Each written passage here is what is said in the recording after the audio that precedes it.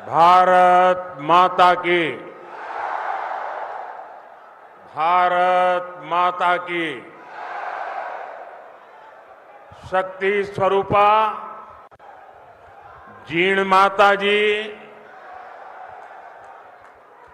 सालासर बालाजी महाराज, बाबा खाटू श्याम जी और वीर गोगाजी महाराज ने मारो बारंबार प्रणाम। राजस्थान पराक्रम और परिश्रम की धरती है। ये वीर माताओं की धरती है। ये वीर बेटों को जन्म देने वाली वीर वीरांगना माताओं की पवित्र भूमि है। और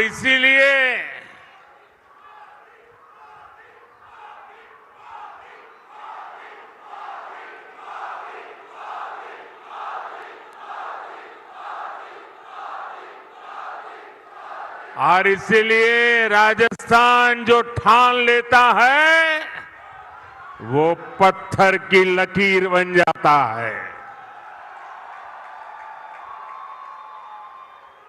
और यही जज्बा मेरे सामने देख रहा।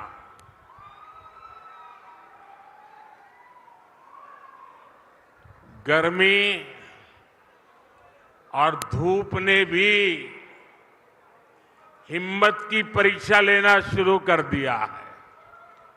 लेकिन आज देखिए, परमात्मा की कृपा, मौसम जरा ठीक लग रहा है। और जब कुदरत साथ देती है ना, तो इशारा भी करती है कि हवा का रुख किस तरफ है। कुदरत साथ देती है ना, तो इशारा भी करती है कि हवा का रुख किस तरफ है।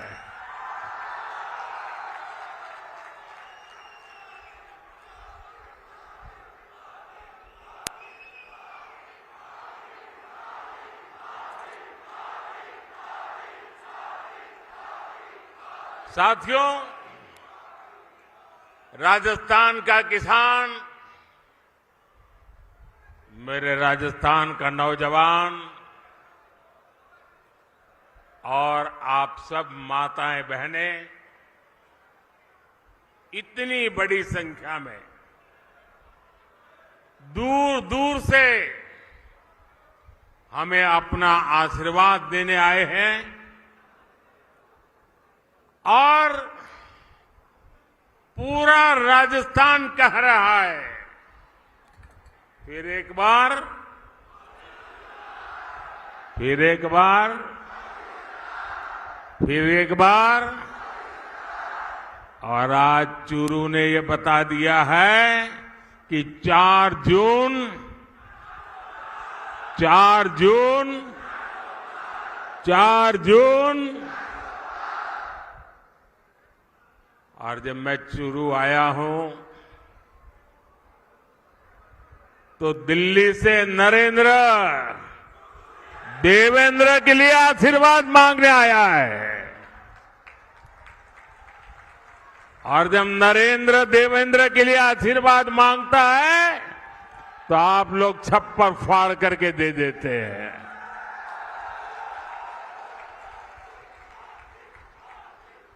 साथियों, बैठिए देवेंद्र जी। आज पूरा देश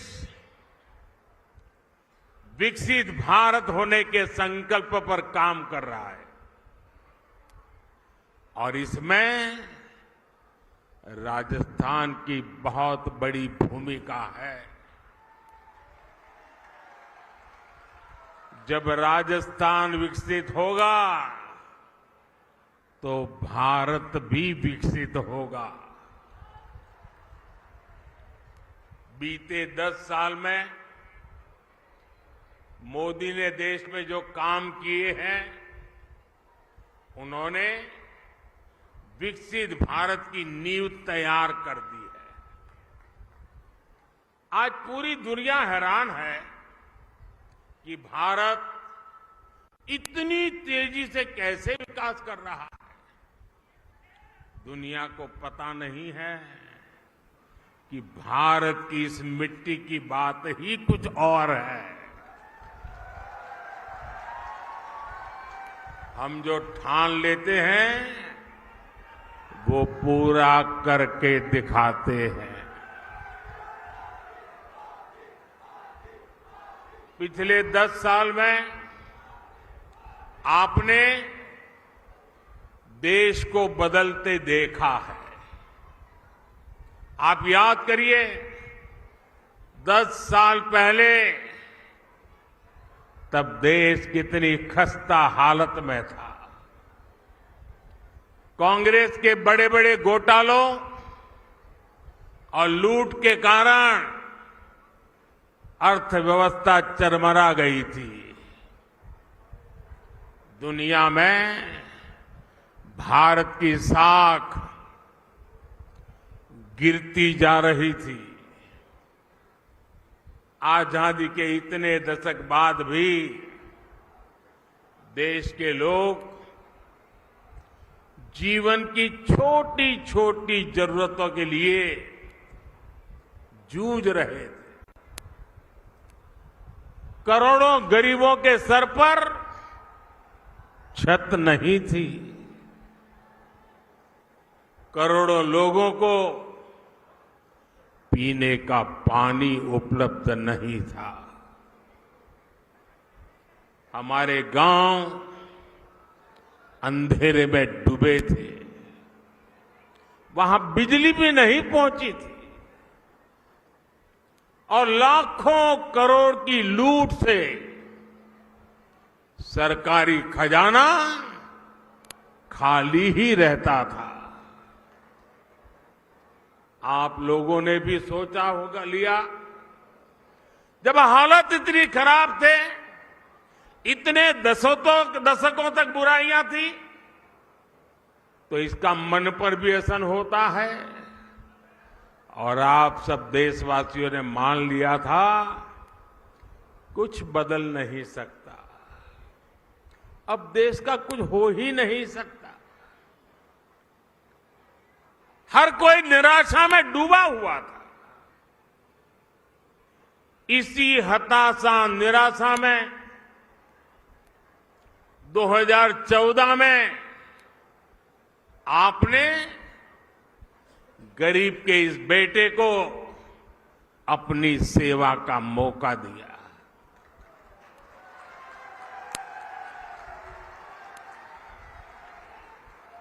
हताशा निराशा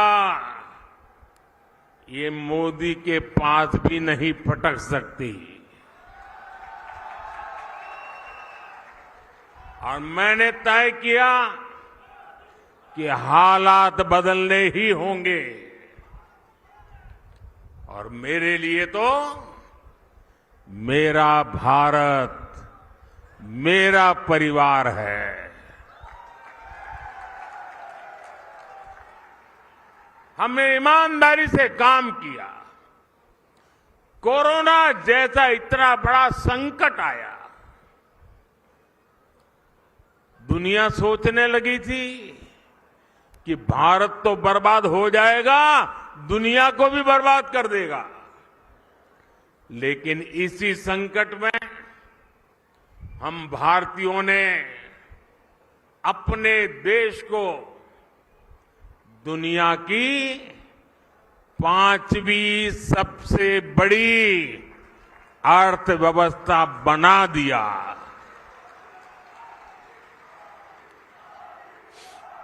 हम भी कह सकते थे भाई क्या करूं, पूरी दुनिया में आपदा आई है, हमारे यहां भी आपदा आई है, मैं क्या करूं। और हो सकता है देश वाले मान भी लेते, लेकिन मोदी ने वो रास्ता नहीं चुना। चुनौतियों को चुनौती देना यही तो हमारी मिट्टी की ताकत होती है।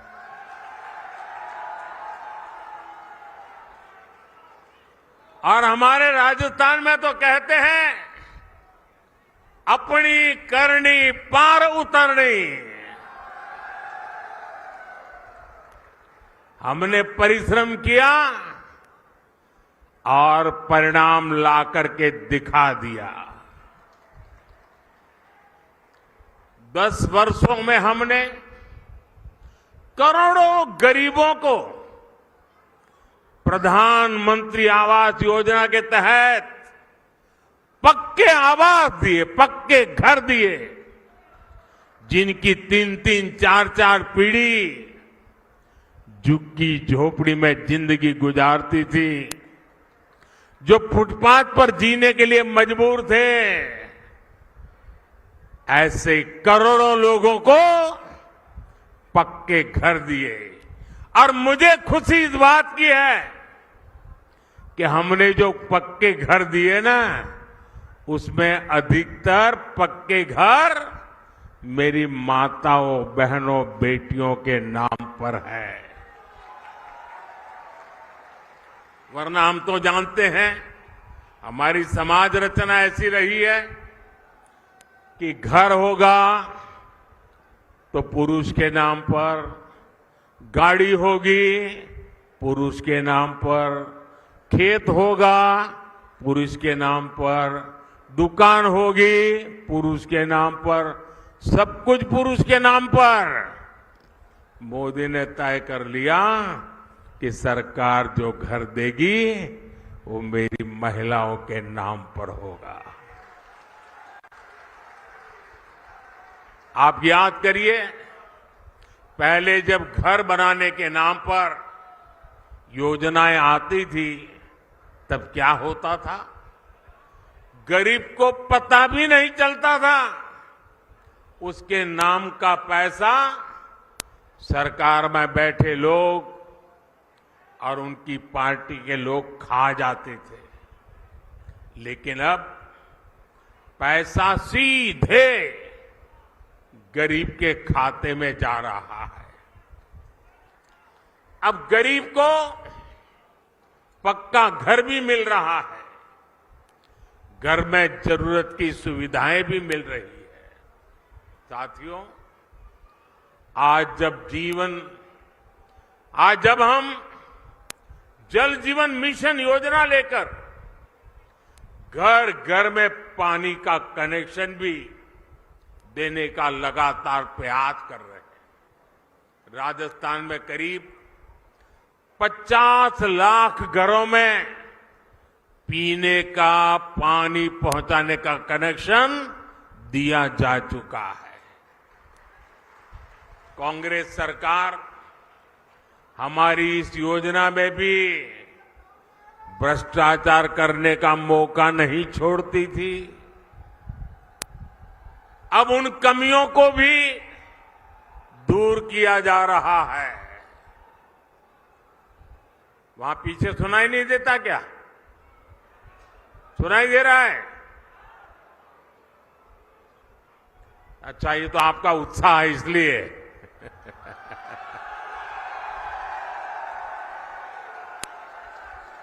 देखिए, राजस्थान के 4.5 करोड़ जरूरतमंदों को हर महीने मुफ्त राशन भी दिया जा रहा है।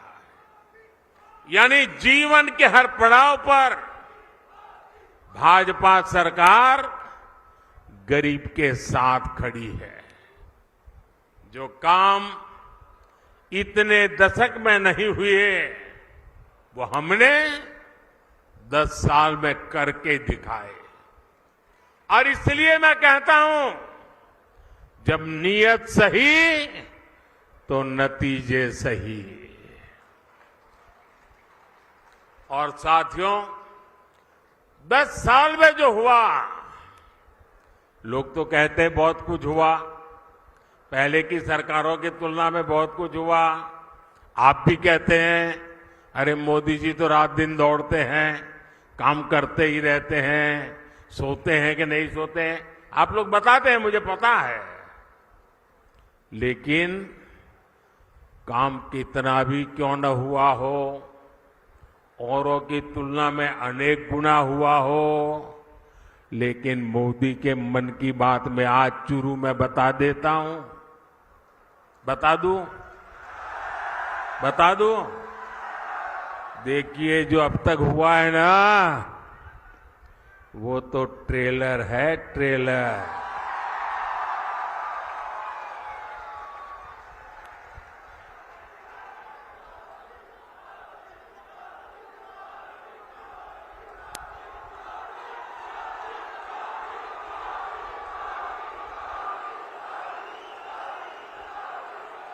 आप आजकल बड़ी बड़ी होटल में खाना खाने जाते हैं ना, तो पहले एपेटाइजर लेकर के आते हैं।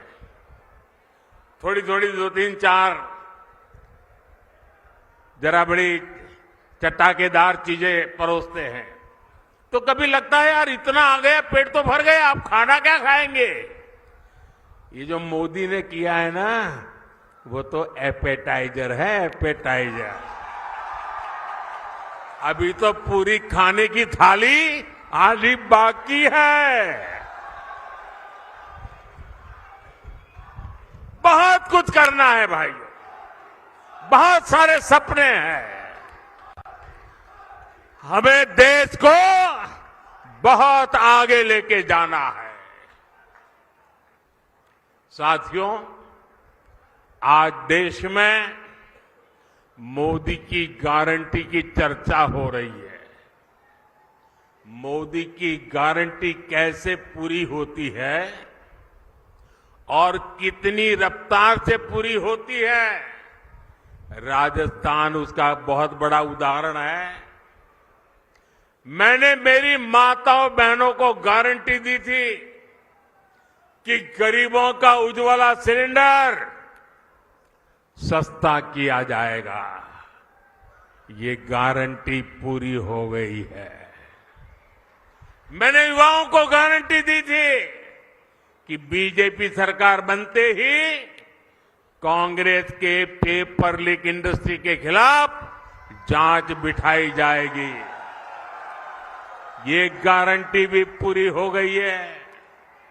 मैंने ये भी गारंटी दी थी कि राजस्थान का मेरा किसान, शेखावटी के मेरे लोगों के लिए पानी की समस्या को खत्म किया जाएगा।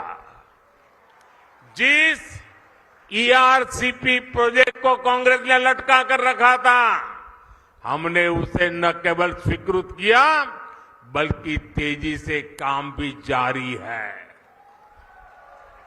इससे पीने के पानी और लाखों हेक्टेयर जमीन को सिंचाई का भी लाभ मिलेगा। हमने हरियाणा से समझौता करके शेखावटी में पानी लाने का रास्ता भी साफ कर दिया है।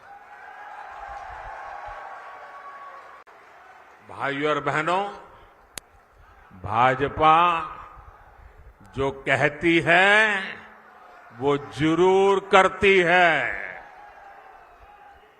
दूसरी पार्टियों की तरह भाजपा केवल घोषणा पत्र नहीं जारी करती, हम तो संकल्प पत्र लेकर के आते हैं। 2019 में हमने जो संकल्प पत्र जारी किया था, उसके ज्यादातर संकल्प पूरे हो चुके हैं। और 2 साल कोविड के संकट के बावजूद भी मोदी ने आपको जो वादा किया था, वो वादा पूरा करने के लिए एड़ी चोटी का जोर लगा दिया है। राजस्थान के मेरे भाई बहन, जम्मू कश्मीर की धरती पर जो मेरे वीर जवान शहीद हुए ना, उसमें मेरे इस शेखावटी के जवान भी शहादत मोली थी। उस जम्मू कश्मीर जहां पर मेरे राजस्थान के वीरों का रक्त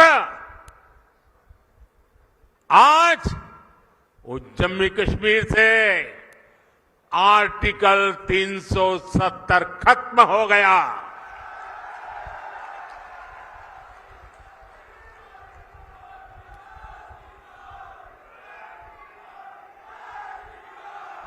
तीन तलाक पर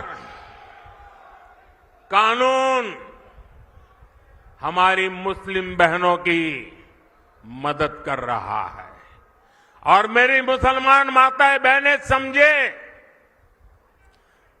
ये तीन तलाक आपके जीवन पर तो खतरा था ही था। मेरी मुस्लिम बेटियों के सर पे तलवार लटकती रहती थी। मोदी ने आपकी रक्षा तो की है, लेकिन मोदी ने हर मुस्लिम परिवार की भी रक्षा की है, क्योंकि मुस्लिम परिवार का वो पिता वो कभी सोचता था कि बेटी की शादी करके भेजा तो है, 2-3 बच्चे हो जाएंगे, उसके बाद अगर वो 3 तलाक करके वापस भेज देगा तो मैं बेटी को कैसे संभालूं। भाई को लगता था अगर 3 तलाक के कारण मेरी बहन घर वापस आ गई तो मेरा परिवार कैसे चलेगा। हर मां को लगता था कि इतने उत्साह और उमंग के साथ बेटी को शादी करके भेजा है, लेकिन 3 तलाक कह करके अगर बेटी को लौटा दिया तो मेरी बेटी की जिंदगी का क्या होगा। यानी पूरा परिवार 3 तलाक के नाम पर लटकती तलवार के नीचे मुसीबत में जिंदगी गुजारता था। मोदी ने सिर्फ मुस्लिम बहनों को नहीं, सभी मुस्लिम परिवारों की जिंदगी को बचाया है। लोकसभाओं में महिलाओं के लिए आरक्षण का कानून भी संसद ने पारित कर दिया है। ये भाजपा ही है जिसका संकल्प पत्र भी अपने आप में एक गारंटी माने जाना लगा है।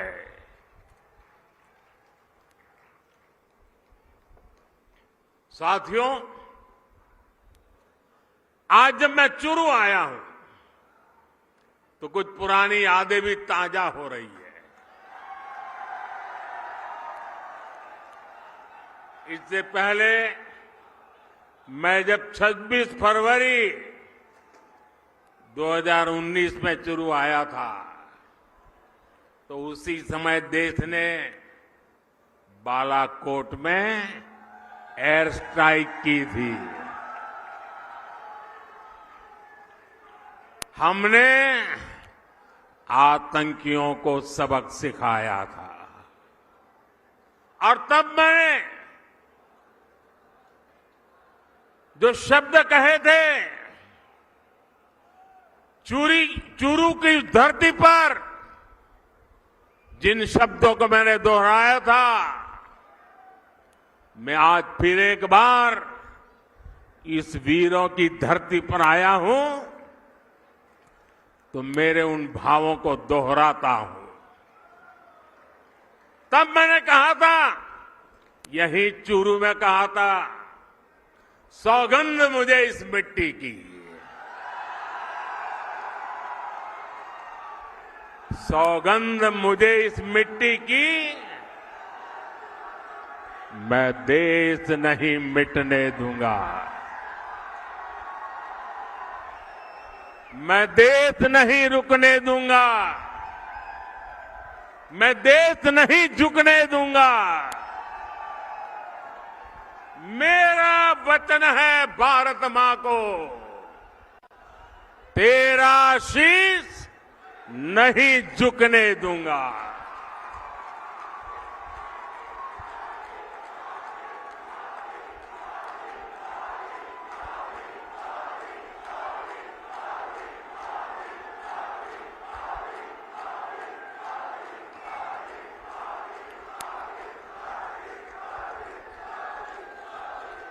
लेकिन साथियों, आपको याद होगा हमारी सेना ने जब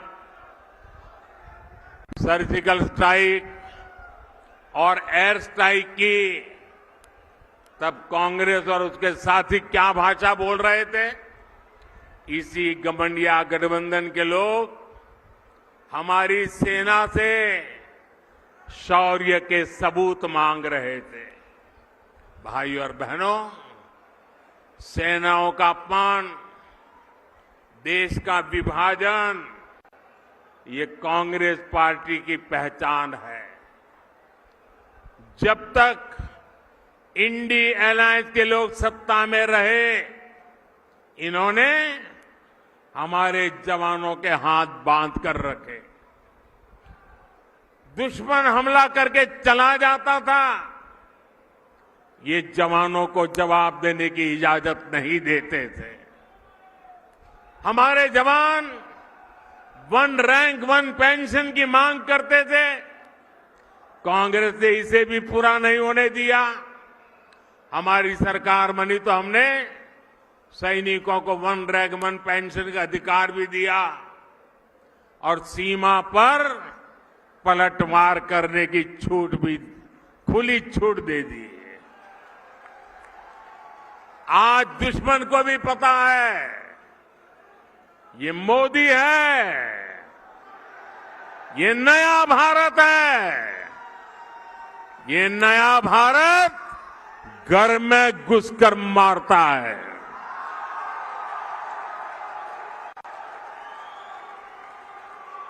साथियों, देश हित से भी ज्यादा कांग्रेस ने हमेशा तुष्टीकरण को प्राथमिकता दी है। ये लोग तुष्टीकरण के लिए किस हद तक जा सकते हैं, ये देश ने देखा है। ये वो लोग हैं जिन्होंने कोर्ट में जाकर कहा था कि प्रभु श्री राम तो काल्पनिक है। अभी कुछ महीने पहले ही अयोध्या में भव्य राम मंदिर का सपना पूरा हुआ।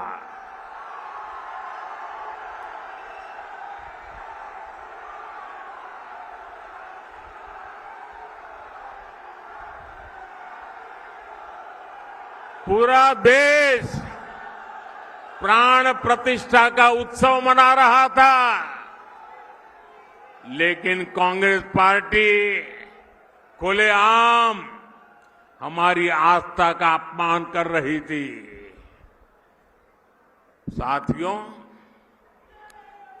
देश ने कांग्रेस के पापों की हमेशा कीमत चुकाई है।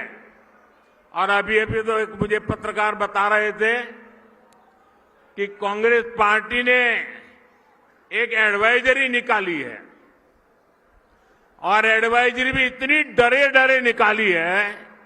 उन्होंने कांग्रेस की सभी इकाइयों को कहा है कि अयोध्या राम मंदिर की चर्चा अगर निकल पड़े तो मुंह पे ताला लगा देना,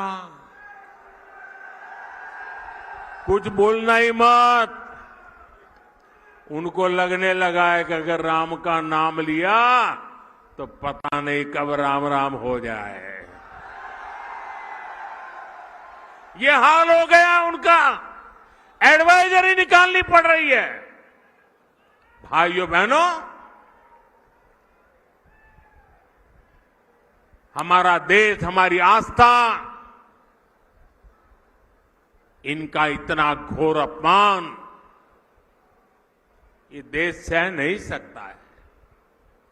लेकिन भाइयों बहनों, अब जब इन परिवारवादी भ्रष्टाचारियों की लूट का हिसाब हो रहा है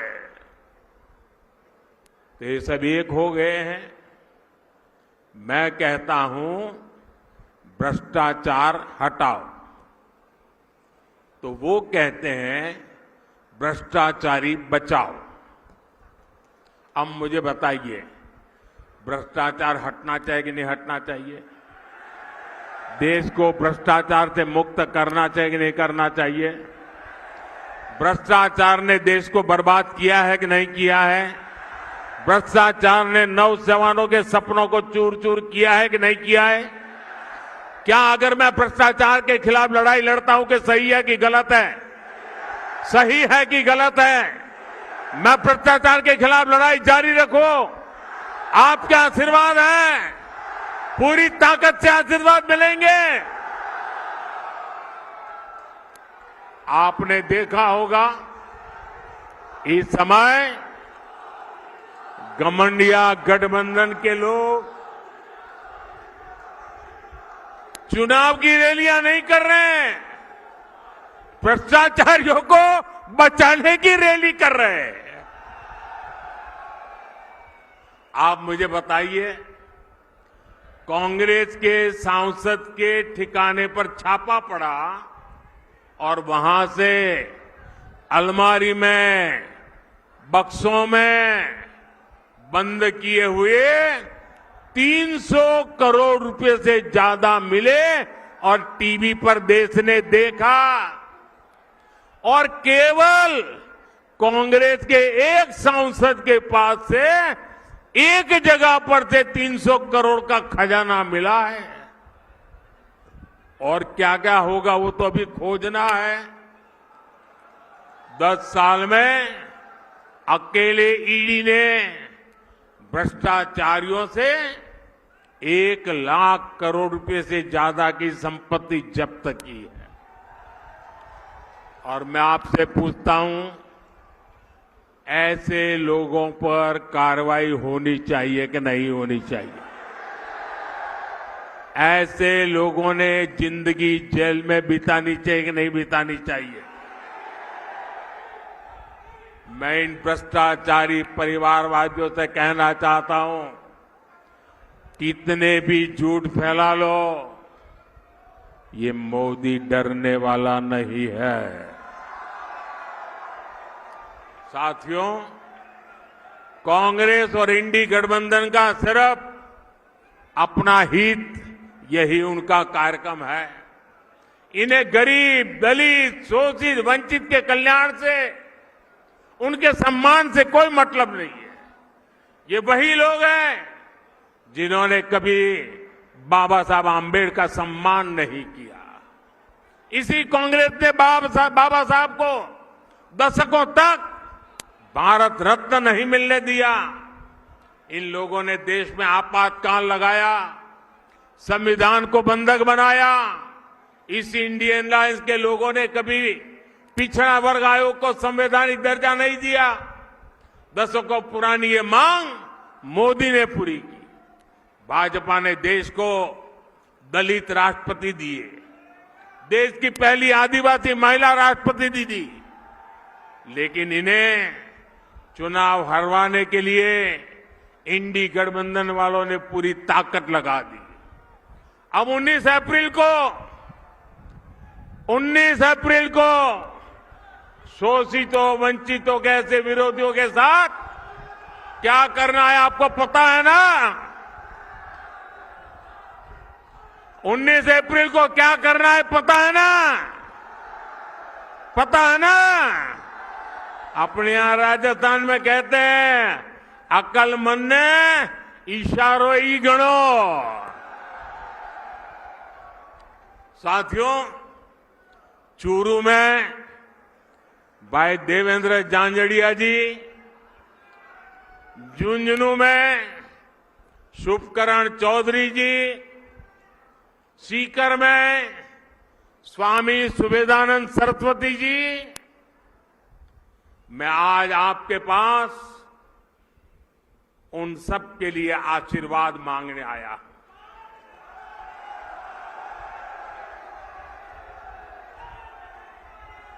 और आप में से बहुत कम लोगों को पता होगा, मैं आज बता देना चाहता हूं,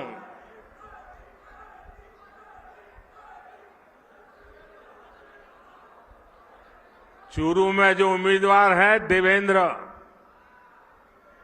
और दिल्ली में है नरेंद्र।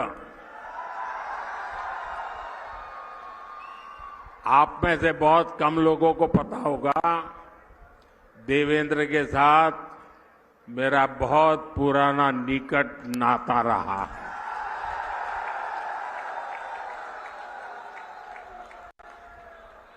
और जब मैं देवेंद्र को पहली बार मिला, जब मैंने उसकी मां की बातें सुनी, मेरे मन को छू गया कि मेरे देश की आन बान के शान के लिए शेखावटी की गरीब मां, अनपढ़ मां, अपना बेटा जिसका शरीर मुसीबतों से गुजारा करने वाला शरीर है, लेकिन उसको भी दुनिया में देश का नाम रोशन करने के लिए मां प्रेरित करती है। और देवेंद्र भी गरीबी की परवाह किए बिना जी जान से जुट करके भारत का सम्मान बढ़ाया है। देवेंद्र को टिकट देने के पीछे मोदी का मकसद यही था कि जो गरीब मां का बेटा होता है उसके सपने भी पूरे होने चाहिए।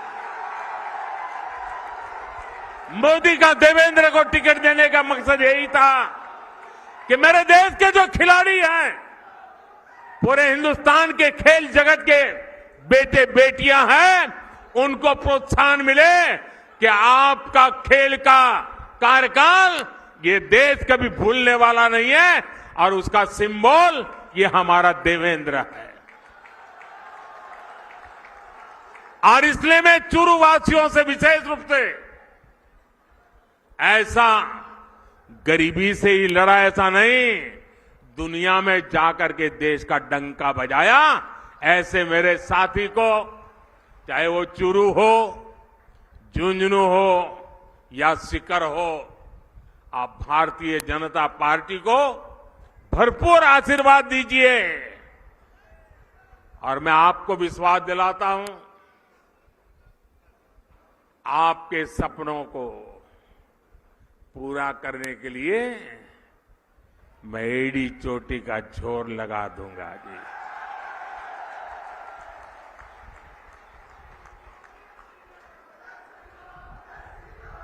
गर्मी कितनी क्यों न हो, मतदान पूरा होगा कि गर्मी के कारण मतदान कम होगा, ऐसा नहीं होगा ना। घर घर जाएंगे, माताओं बहनों को मेरी बात बताएंगे, चुनाव जीतने के लिए मतदान करेंगे। अच्छा, मेरा एक और काम करेंगे, मेरा पर्सनल काम है, करेंगे।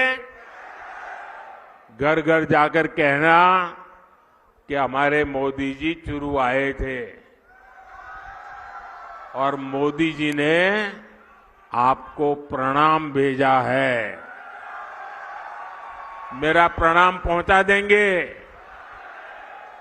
मैं यहां भाजपा के सभी वरिष्ठ नेताओं को भी सार्वजनिक रूप से प्रार्थना करता हूं। सार्वजनिक रूप से कभी कभी करना पड़ता है। ऐसा है कि चुनाव का समय है, हर किसी के जिम्मे बहुत सारा काम है, लेकिन इनको मन में रहता है कि प्रधानमंत्री जी आए और हम नहीं जाएंगे तो कैसा लगेगा। मेरी आप कार्यकर्ताओं से विनती है कि आप बिल्कुल मेरी चिंता छोड़ दीजिए। सभी कार्यक्रमों में वरिष्ठ लोगों को दौड़ने की जरूरत नहीं है। कोई छोटा कार्यकर्ता भी रहेगा तो मोदी भी छोटा है, छोटे के बगल में बैठ जाएगा। आप कृपा करके सभी कार्यक्रमों के लिए मत दौड़िए। मेरे साथ बोलिए, भारत माता की, भारत माता की, भारत माता की।